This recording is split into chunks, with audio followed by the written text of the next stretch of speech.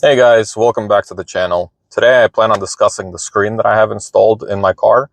It's a Android screen. I have a Samsung. I know, sacrilege. I understand. Everybody uses Apple. Fully aware of that. But me personally, I like Android. I use Android Auto. It's a huge deal for me to have a car that has that. For the longest time I had a car that didn't have that.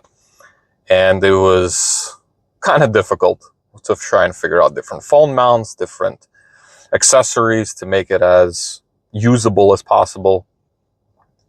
So I kind of decided to go down the route of the screen. However, that's not what I originally planned on doing. More on that in a little bit. But a lot of people have been asking about this screen specifically. A lot of people have a lot of mixed, what's the word I'm looking for? Assumptions on the screen, and I don't think they're justified. I think a lot of people just are under the impression that if you get a Chinese screen or a screen made in China, that they're all the same. But the one that I have, although it is assembled in China like all other screens, it's backed by an American company, and as far as I can tell, I can't really find anything online that looks like it from Chinese manufacturers. Most commonly, you can find those kind of screens on AliExpress. And I'm not seeing anything that looks exactly like this. So it seems to me that the company that produced this screen, which is Phoenix Automotive, not sponsored, the company that produced this screen, they went the extra step and actually ended up building a unit that doesn't have a lot of issues, that works really well. I haven't had any issues so far, and it's been a few months at this point.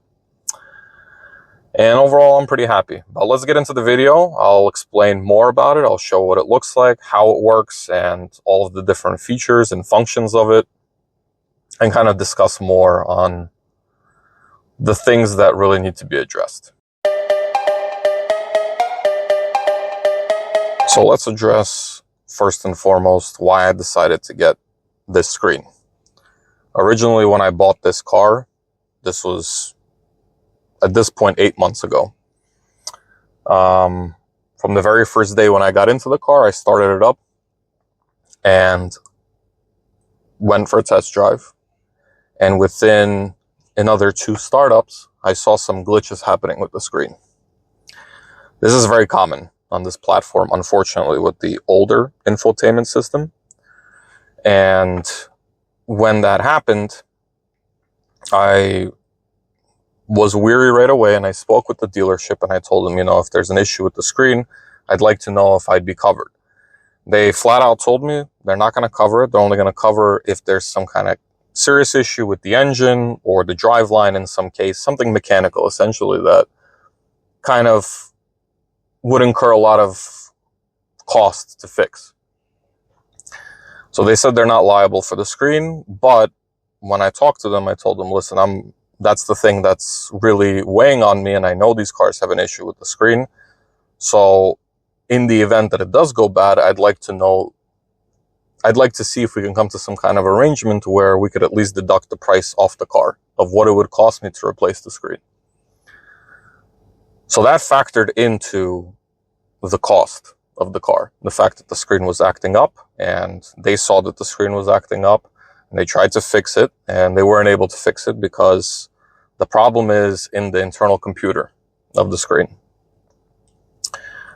There's some contact points in the computer that actually end up going bad after some time. And what ends up happening is they end up making the screen not function properly, where it continues to boot up constantly. You could be driving out of nowhere, it'll stop working, it'll boot up again, start working again. And then eventually at some point, this happened. And you could see in the video that when you see the blinking of the lights on the screen, the way that they are right now, that pretty much says that the screen is done. I tried resetting the memory of the car. I disconnected the battery for 10 minutes. That worked once before, and it didn't work again. So unfortunately, this was a car where it was affected by that issue. It's a known issue, and unfortunately, other than getting the computer replaced by Lexus or sending it out to get it fixed, there's a few companies that do that. There's one on eBay. Well, there's actually a few on eBay, and they charge $800, $1,000. They charge a lot to basically fix that computer, and it ends up breaking anyway after some time because it's not a permanent fix. There's really no way to permanently fix that unless you're completely bypassing that whole computer. Unfortunately, it's a faulty system from the get-go, and you would think Lexus, being not the smallest automaker, they would make it right. But if it's not considered a safety issue, I think as far as recalls go, they don't even bother fixing stuff like that. Although they have, in my old Lexus, they replaced my dashboard after cracking. So who knows really what their MO is when it comes to replacing stuff. This, I was quoted from Lexus, the computer to replace would be $7,000. And they said that they replaced the computer with the screen. I asked them, just the computer, the screen is fine, but they were convinced you need to do both. Okay. I told them, have a nice day. And I went to start researching. So my original plan was just to leave the factory system because I did want to keep this car as factory as possible. This is a really significant upgrade when it comes to swapping out a whole screen and the whole infotainment system. So I was just fully accepted the fact that I'm going to be using the factory screen with all of its very limited functions and just have my phone. I had a little mount over here, which would swivel, and it had a magnetic, like a MagSafe mount. And I just got a case for my phone that has the magnetic circle on it. So that worked perfectly fine. I did a few trips like that, and I was okay with that. I didn't have an issue with that. But when the screen stops working, you can't use climate control. You obviously can't listen to music. There was factory navigation with the car. Not that I used it, but that obviously also does not work. The screen basically just goes black like you saw in the video earlier. So I needed to go with a different screen. Now, this isn't my first screen install. This is probably, I don't know, the 5th or 6th screen that I've installed in a car before. I've done it for friends. I've done it for family. I've done it on multiple cars that I had. It didn't even matter the manufacturer. I've mostly only had Lexus, older Lexuses. But I had a Nissan that I put it into, more rudimentary basic screen. But you get the point. I'm pretty well versed with how these screens operate and what's a good quality screen versus a bad quality screen.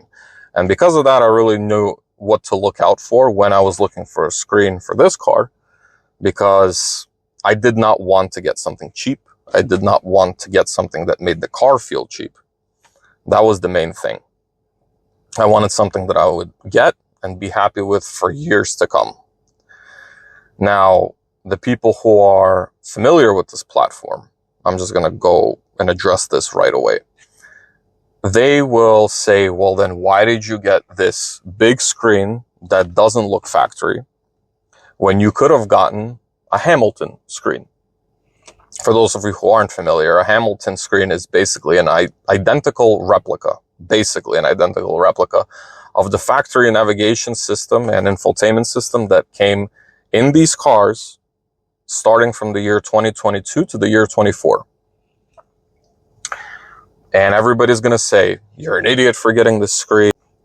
Why did you get that cheap Chinese stuff when you could have gotten something from a company that's based here in the US that makes the screen and has excellent customer service? Well, from what I've read on forums, half of the people on these forums don't realize, half is being generous, I'd say 90% of the people on these forums do not realize that that Hamilton screen relies on the factory computer. The very thing that ended up making my screen go black and nothing working. The screen itself, from that video that you saw earlier, works perfectly fine. The LCD is not damaged, nothing is damaged. The screen itself is perfectly fine. That flickering that you're seeing on the lights is literally the computer that just is bricked, essentially. It does not work anymore. And that's why it's just flashing that, because it's trying to boot up, but it's lacking the physical connection within the, some people refer to it as the motherboard. Within the motherboard, and it can't boot up. So it's sending power, but then it's rejecting the power. And that's what you're essentially seeing over and over again. Maybe I'm not getting fully technical into it. Maybe I'm omitting some key factors here, but you get the point. It's the computer itself that does not work. So putting in a Hamilton screen, guess what? It would do the exact same thing. The Hamilton screen would not boot up. It would be black. Nothing would happen. Then you start reaching out to Hamilton customer service. I don't understand. Why doesn't it work? All these things. I did not do that, obviously, because I knew what the outcome would be, and there was no point in even going down that route. And I contacted Hamilton directly, sent them an email, and asked them, listen, just to clarify, my computer in the screen does not work. I wanted to get your screen. Will it work independent from the computer? And they said specifically, it relies on the original system that's installed in the car in order for it to function properly. By function properly, it basically means function, period. It won't function without that computer. The reason why you see on Hamilton's website, and I have nothing against Hamilton. They didn't do anything wrong. They're making a really quality product. And if my screen was the problem and it wasn't the computer, I would have went with Hamilton, just because, you put that screen in this car, you pretty much can't distinguish it between a 2020 or a 2022, 23, and so on. And I would have wanted to keep it as factory looking as possible. That is 100%. I don't necessarily need such a big screen, but I'll get into more into that later. So I emailed them and they said that it relies on the factory screen. But on Hamilton's website, when you look, they'll boast about the fact that they will support all of the factory systems of the car. The reason they can support it is because it's taking and mimicking what the computer is putting out. That's what the computer was putting out to the original screen. And that's why you had all of those factory, buttons like navigation, AC, and all that stuff in the original screen, because that's the computer sending that image to the screen that is just showing what the computer is putting out. That's why the Hamilton system just takes that same feed and puts it into their interface, and that's how you're able to control everything as if it was factory, which is great. Honestly, there's some things that I'm missing from the factory that this screen doesn't seem to really address. Very minuscule things, to be honest. I'll get into that as well. But I would have preferred that just to keep it as factory as possible. But unfortunately, that was not an option for me. I was not willing to spend $800 to $1,000 to get it fixed, and then spending another $1,300 for the Hamilton unit. You're talking about an investment of close to $2,400, maybe even probably more with taxes and everything. And yeah, you're getting an overall better experience, but you're getting something that will eventually break again. It's a given. There's no permanent fix yet when it comes to that. I say yet because there are some things that I saw that might lead to something that'll bypass that computer completely. And I'm excited to see what that's going to look like, to be honest, because if that's the case, then maybe Hamilton might be in my sights. I digress. Now, the things that I've read in these forums about these screens, man, it's truly baffling to me that people who have pretty much no knowledge about how these things work, about what makes a good screen, what makes a bad screen, interfaces, Android systems, they have no knowledge of any of this. And yet they just scream louder than everybody, saying that it's cheap, that it's garbage, that it's going to break, all of that stuff. Man, God bless those people. But they honestly have no idea what they're talking about.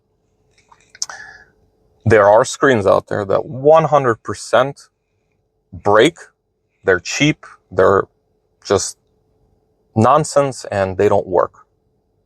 This has been going on for as long as Android has made its way into cars. The thing is, though, Android has made its way into cars for so long at this point that there's a lot of things that have been fixed.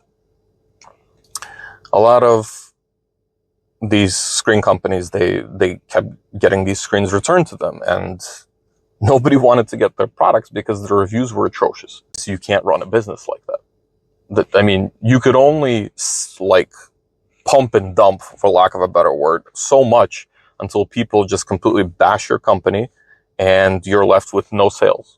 And now you got to work to get your reputation back. So that's kind of what brought me to this company specifically, called Phoenix Automotive. They are based in the US. That's one.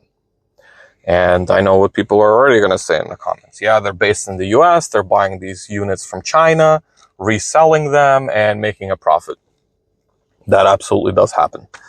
And I know that happens, and I've bought a unit like that before. And I mean, you get what you paid for. I didn't pay an arm and a leg for it, but I full well knew that it's a reseller. I just looked for that unit that was being resold for the cheapest price, got it the highest spec, and that's it. That was in the past. This unit, I did my due diligence on. I looked all over the internet to try and find this specific unit. For the untrained eye, this is going to look like a lot of the units that are available for the GX 460. Big screen, all this stuff. It's going to look very similar. One key difference, well, multiple key differences, but one difference that stood out, one, is the fact that this specific one just doesn't exist. I looked on AliExpress, doesn't exist. I looked on Amazon, it does exist. But on Amazon, it is actually a company that bought this screen and is reselling it for a higher price. So this is directly from the source. And as far as I can tell, this is the only company that makes a screen that looks like this. I'm talking about these dials over here, these buttons, all of these physical controls on the side, just overall how the bezel looks, the fact that the screen is a perfect rectangle instead of having a wider opening on the bottom coming down to a point.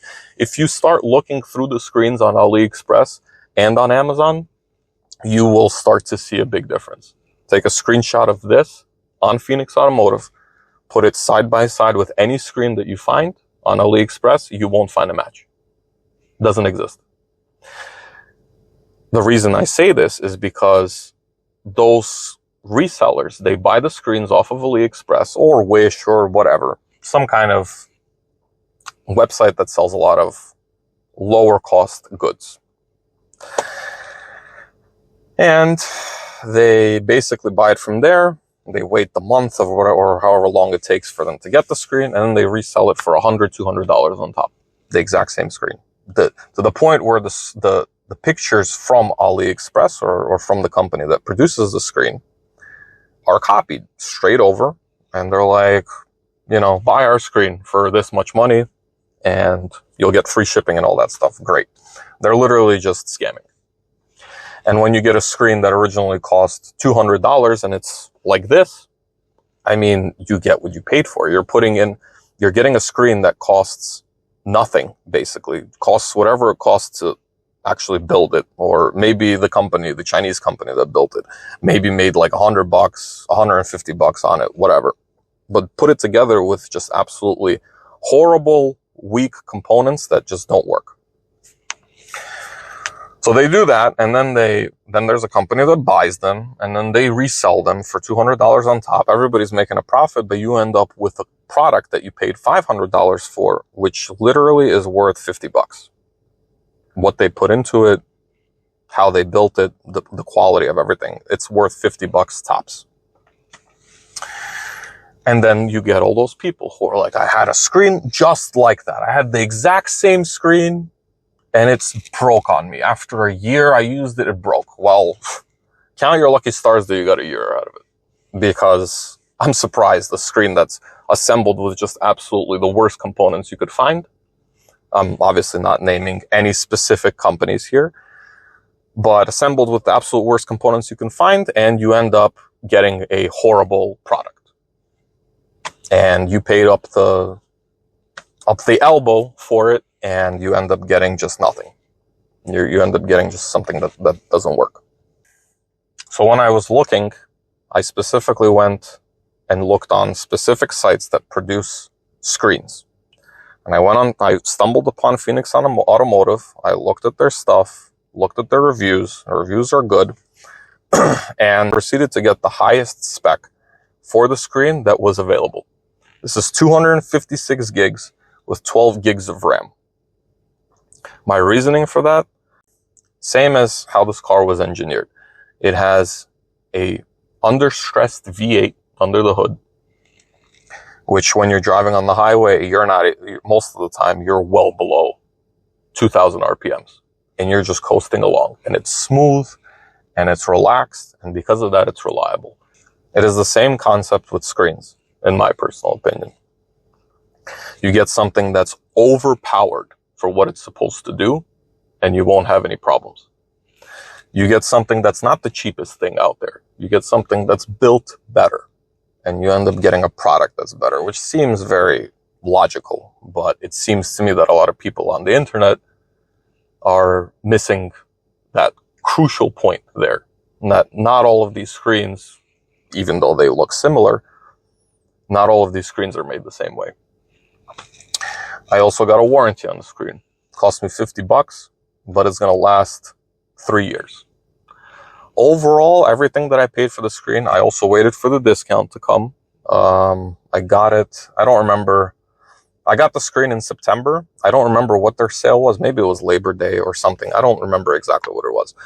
But I ended up getting the screen with a discount code and everything, all in with taxes, somewhere like right below $900.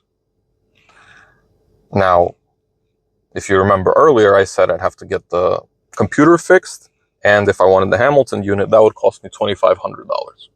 So this is literally a third of the price. Basically a third of the price. Not literally, basically a third of the price. Although a third of the price is not cheap by any means, this system is completely independent from the computer. That was the main thing that I needed to make sure. There are other screens that have a big screen like this, but you still have the factory computer behind the screen with the faceplate of the factory computer removed, so it would fit behind the screen.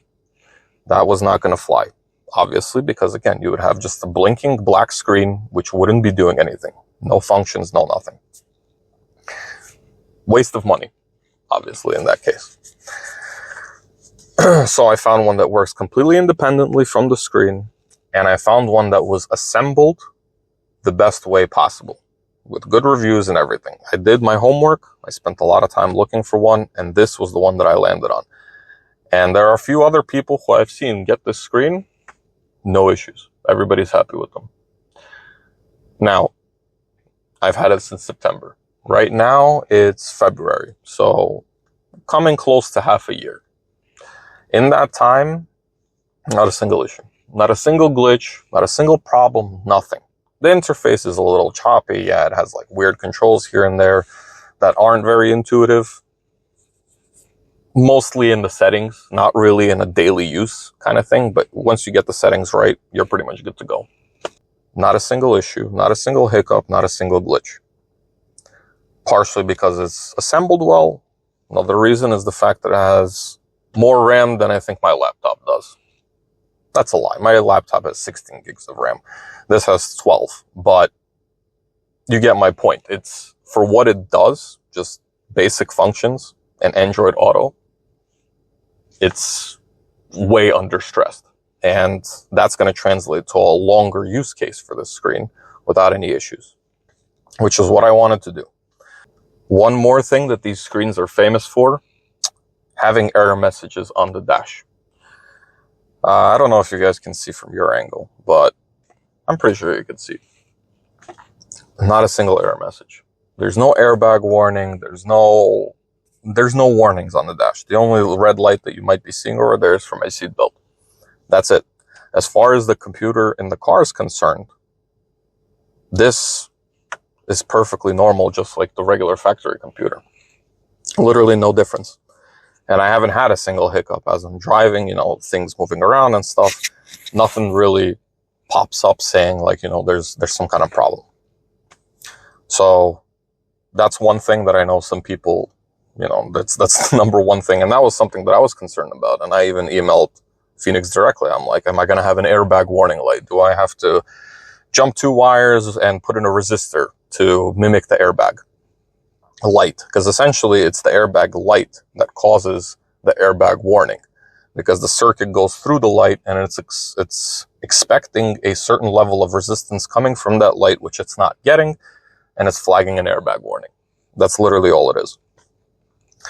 And I asked them about that, and they said, you know, you won't have to worry about that. There'll be no airbag warning light. When I installed it at first, I did have one. And this is going to be kind of like a tip for anybody who gets this screen, who runs into the same issue. There are 2 plugs on the back from the factory wiring harness that go into the screen. They are exactly the same. If you turn on the car and you see an airbag warning light, all you have to do is take those 2 plugs that are exactly the same, swap places. That's it. That's it. And the screen works perfectly fine. And here, everything works perfectly fine.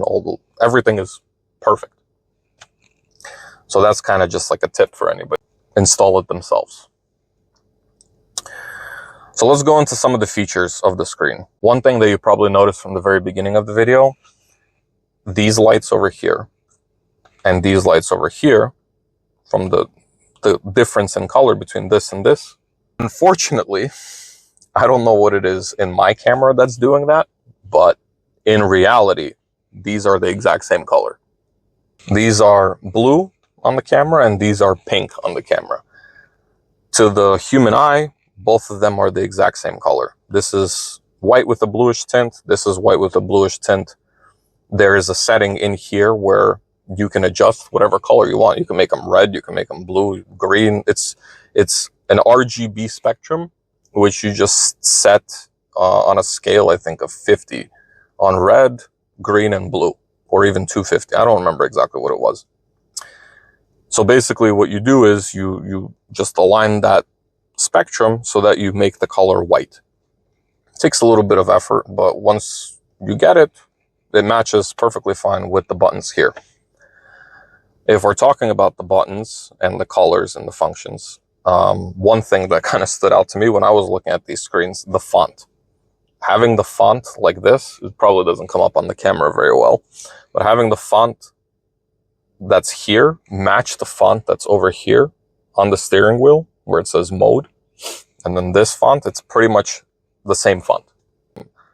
That's a huge deal to me, honestly, because I'm kind of like a perfectionist, and the screen that I had before in my other car, the font on the buttons didn't match the font of like the rest of the interior.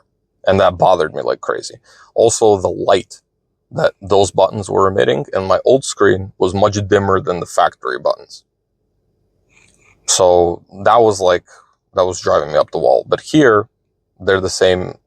It might come up a little bit brighter on there. It has to do with the lighting behind there. But essentially, it's the exact same brightness, font, color, all the things that you would want from like kind of those little details to make it look as factory as possible. And speaking of as factory as possible, I actually had one of my friends sit in the car after I installed the screen. It was his first experience being in the car since I got the car. So he didn't see the original screen.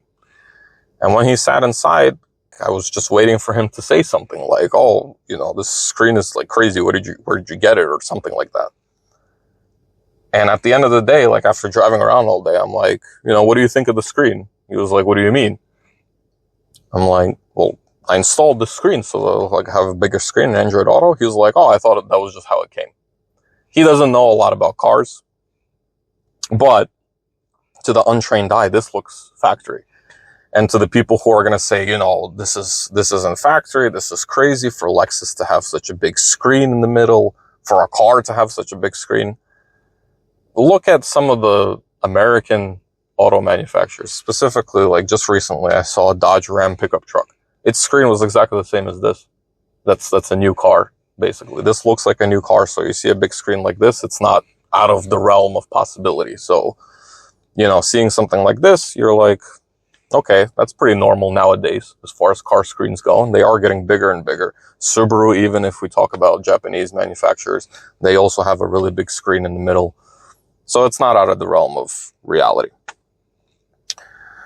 So those are just a few things that, like, you know, that's kind of addressing what I've seen on forums. People are talking about, like, people who aren't educated enough to make kind of a distinction between a good screen, a bad screen, whatever. It's not their fault, obviously. I'm not trying to bash them. It's just, I'm trying to explain to everyone so that they understand what the difference is between this and something that's cheap and unreliable.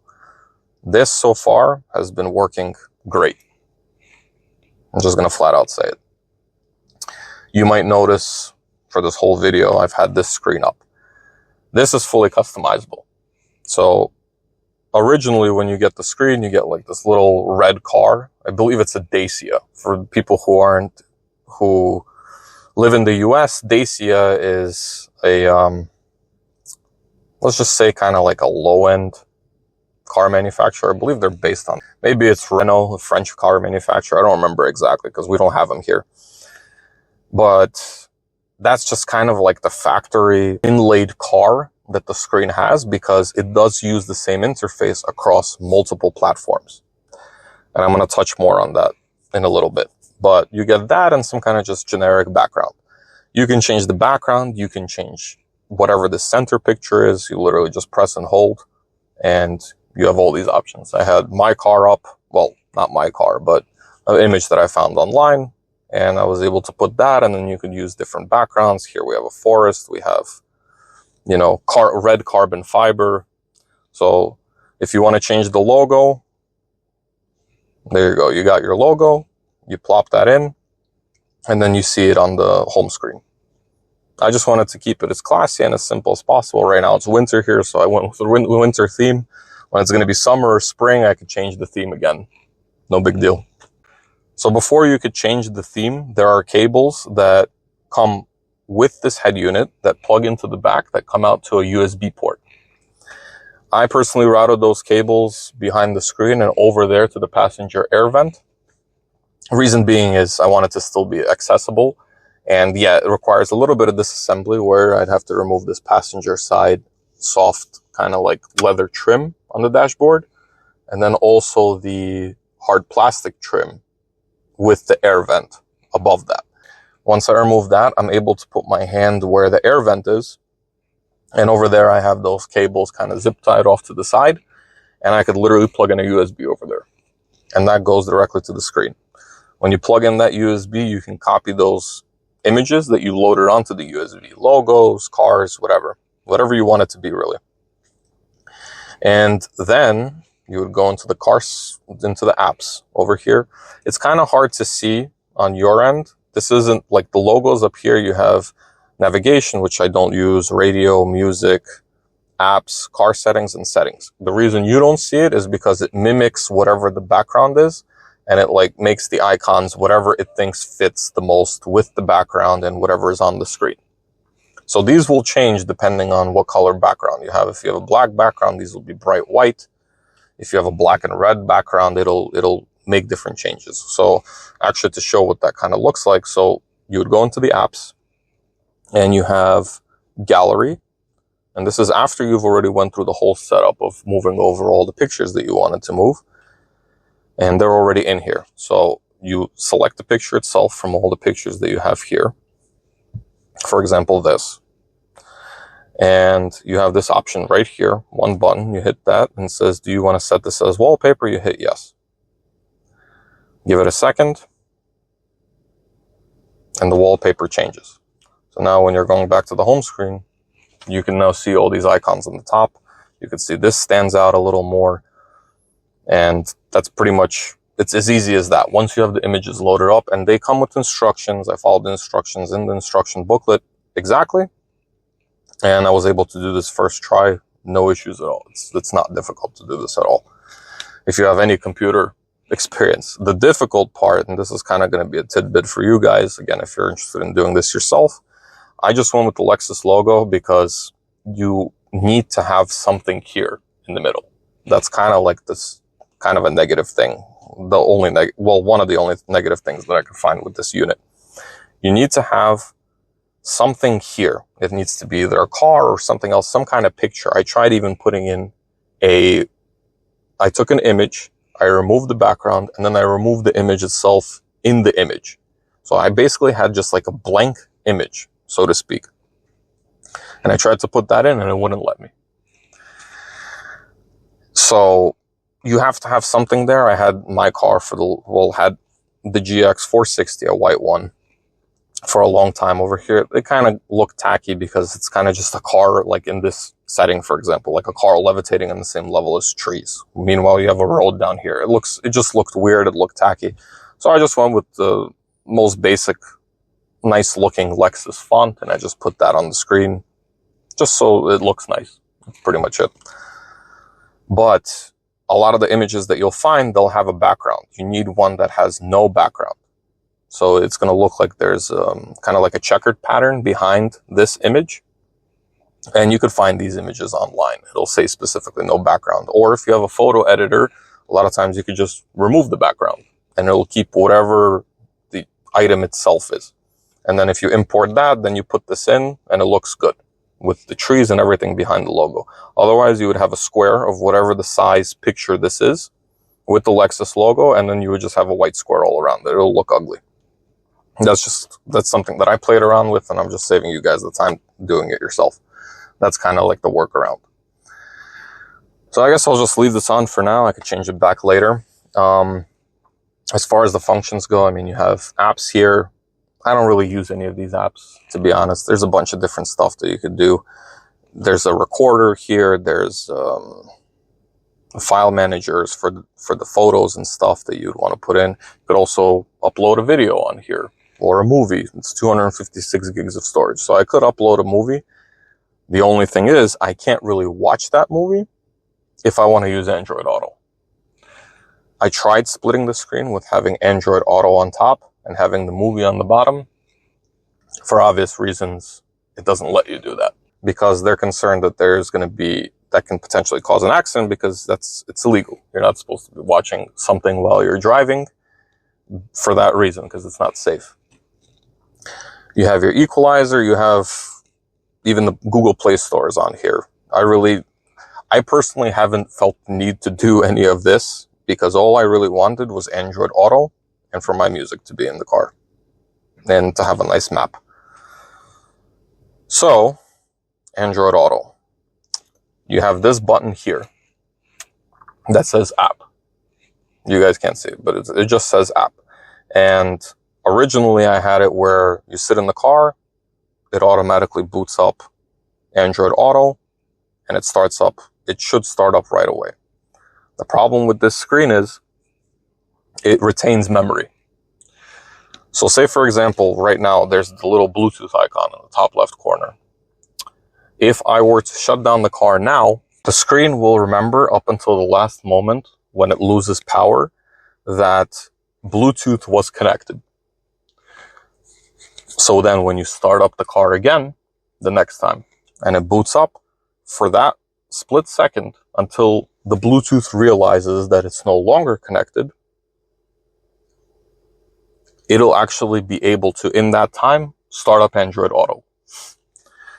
So the problem with that is what ended up happening, and I was trying to figure this out for the longest time, is you get in the car, you start the car, Android Auto boots up, well, the system to connect to Android Auto boots up right away. You don't have Bluetooth. Your phone needs a little bit of time to connect. But once it connects, since it takes like, I don't know, a few seconds for the Bluetooth to connect, but that system has already been trying to connect for a few seconds also, and it kind of just starts timing out, and it doesn't realize that the phone connected already. The way it works best is if you have Android Auto completely off, and then you open it up after you have the Bluetooth connected. Honestly, not a huge deal. I just turned it off so that it wouldn't do it automatically. And I have this button that says app, and that's set to open up Android Auto. So simple as that. When I want Android Auto, because I don't necessarily always want it either. I don't need a huge screen, and sometimes I just drive and don't really put on music, especially if I'm going on a short drive, like, I don't know, 5-minute drive. Like, I don't necessarily want the music on. So I just don't bother turning it on when I don't need it. But when I do need it, all I do is hit app, and I booted it up earlier. When it boots up, you could see that the map is massive. And it's awesome to have something like this where you're not trying to find out where you're trying to go all the time. So it takes very little time for Android Auto to boot up. Once you have the Bluetooth connected, you press that app button, and within, I don't know, I'd say 3 seconds, you got Android Auto up. It's really that quick. Another thing that I really like about the screen is the fact that there are physical controls for the AC system. You'll notice that down here, there's like a little banner that you can use to control the AC system. I never use it. It's kind of cumbersome to get over there, especially with the gear shift in the way. When you're in drive, it's a little bit easier.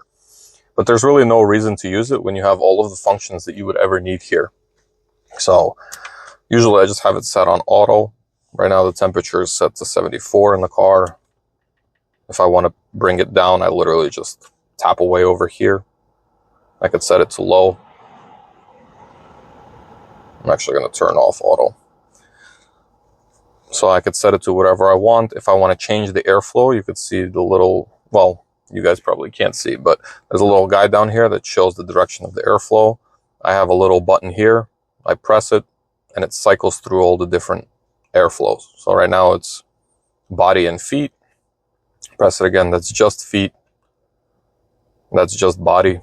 You want to turn everything off, for example, you just hit, there's 2 power buttons here. So this power button, it's a little bit of like a combination of different things all kind of mixed in together. This power button is for the volume. So you hit this and you're muting your audio so that you can, I don't know, for example, you're going to a drive-thru, you need to mute it real quick, you press this button, you're good to go. This also controls the volume over here.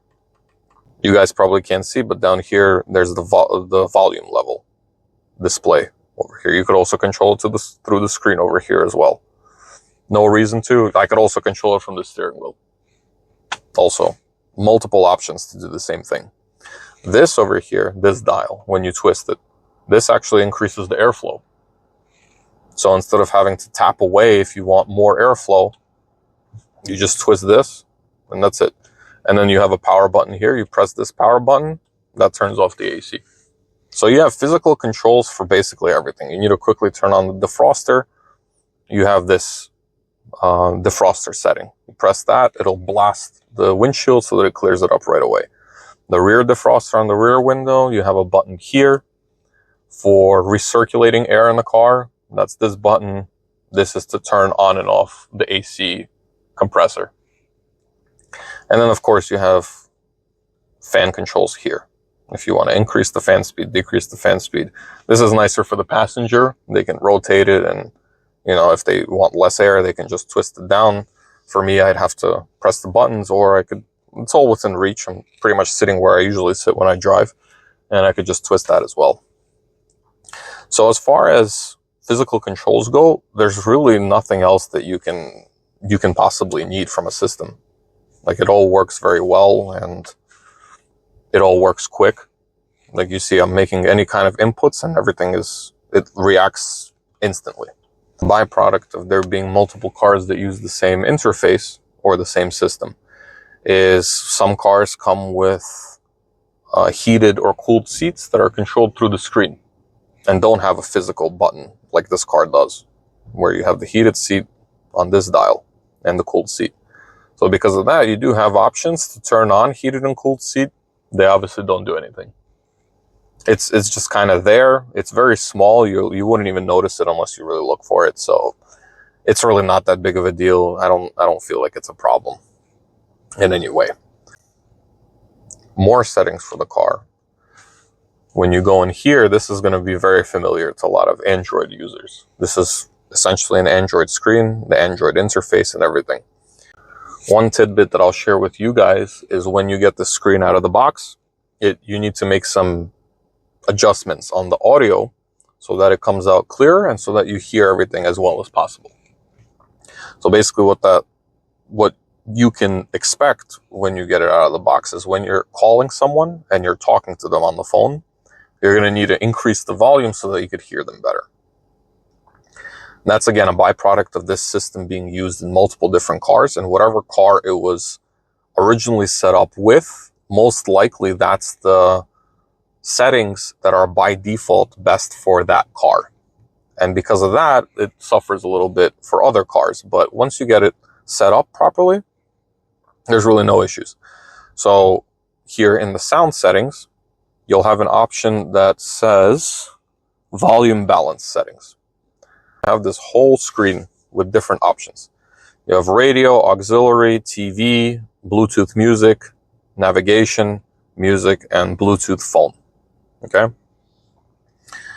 So you can see here that on my Bluetooth music and music is actually what comes through Bluetooth. Because I've tried to move that around as I'm listening to music. This does nothing. This music does. So this is what you hear coming out from the speakers. So you would expect this to be at this highest setting so you could get the best audio quality, for example. But this is just to balance the audio. So if you have this set all the way down and you have Bluetooth phone all the way up, it's going to remove that delta or that difference between the sound that you get from the music and the sound that you're hearing when you're on the phone with somebody. So say, for example, your music is set to volume 20, right? And you have this set all the way up. It'll be loud. 20 is too high. But then when you have somebody call you and the Bluetooth phone, for example, is set to 0, you won't even hear anything. It'll be very, very low because that delta is huge. So if you have the music set to 0 and the volume is set to 20, you hear the music good. And then with the Bluetooth phone set all the way to 10, when you're talking on the phone and you pick up the phone, then you hear them very well through the speakers as well. So this is kind of like the best of both worlds. It would be nice to have some more adjustment here. But honestly, I hear everything perfectly fine when I'm on the phone with people, and they hear me perfectly fine as well. That's partially because I have this microphone up here, and it does a really good job of kind of like limiting a lot of noise that's coming in, and the factory microphone actually doesn't sound as good as this one. That's what I've been told by my wife when I tried calling her. She said the audio quality actually coming in is better than what it was on the factory microphone. So something that's a bit tricky with this system is you have two different sets of settings. That's, again, byproduct of this system being used in multiple different cars. And for some cars, one set of setting will work. For other cars, a different set of settings will work. And for this car, it's kind of like a mix and match of multiple different things. So when I was mentioning before, tuning the color on these lights to get it right, you would think that it's under this settings where there's general, and it actually even says colorful light. And then when you go into the settings, it'll give you this option that kind of looks right, lantern settings. Why they call it the things that they call it, I don't know. It's just a poor translation. You go in here and you're like, all right, great. This is the thing that you would do to change the color of the different buttons. And then when you try and change it, nothing happens. Whether you exit the screen or not, this doesn't do anything. It literally has no effect on anything. So you're like, okay, well, I want to change the colors because by default, this is actually set to RGB. So it'll cycle through like different blues and pinks and purples, which that just looks tacky, honestly, in my opinion. I just like the white light that matches the buttons here. So then you try and kind of dig through the settings, and then it turns out there's a car settings option, and it's called car settings, which is funny because this is just called settings. So you go into car settings, and here you have a completely different option, completely different looking screen. This is actually showing your fuel consumption. If I was driving, you would see different graphs here that just take sample points at any given moment. Actually, there you go. And it'll tell you your overall consumption and your average speed and everything. So you go into this screen and then you start looking through the options. And at the very end over here, it says setup. And you have all of these really rudimentary looking options on this kind of not very good looking interface. But when you scroll down, there you go. So you have red color, green color, blue color intensity. And this is what you actually change to change the color of the buttons. And right now it's white, like I mentioned before. Let me turn on the red intensity higher. Yeah. So this is how you would essentially change it. So you have to set this to a certain level and then work through it to get that perfect white color that you're looking for. And the trick would be to just set it all to 0 to make it white. It doesn't work that way. It just turns it off. So you have to actually go through kind of like fine tuning. So if you want to copy my settings, it's 31 red, 17 green, 15 blue. It's maybe I have to fine tune it a little bit, but that'll pretty much get you pretty close to white. But even from the factory, like you could run this, you don't need to do anything in the settings to have the screen work. It's just personalization, which, you know, you could spend 10 minutes on that, you could spend hours on that. That's really up to you. Really happy with the screen. This is probably one of the best mods that I've done on this car, if not the best, because it really does change everything. And it might not come up very well on camera. Maybe this will show it a little bit better. If you look on the color of the screen of this bezel, because this is, of course, the bezel that came with the screen. It comes all assembled like this. You just have to swap over these air vents and the hazard light. Everything else is just how you see it here. You would expect also from a cheaper unit for this color not to really match up or for these not to line up properly.